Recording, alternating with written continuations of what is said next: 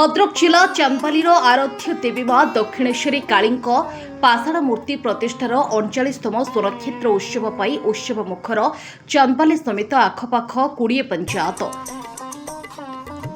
जिला तथा जिला बाहरी मां प्रसिद्धि थिबारु ए स्वरक्षेत्र उत्सव में हजार हजार भक्त सामिल हुई मां आशीष लाभ करुछंती।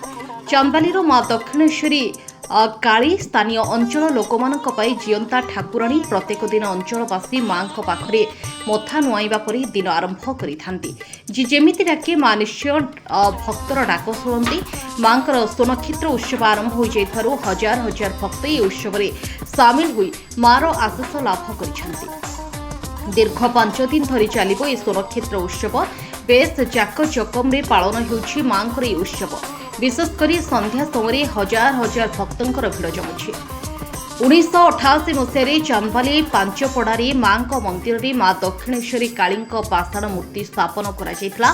चलित वर्ष 39तम स्वरक्षेत्र उत्सव प्रथम दिन में घंटा कीर्तन सह विभिन्न प्रकार पारंपरिक वाद्यर ताले ताली एक विराट शोभायात्रा 1500 व्रतधारी महिला बैतरणी नदी पानी आनी घाट पूजा करने सह मां पाखरे घाट स्थापन करथिले।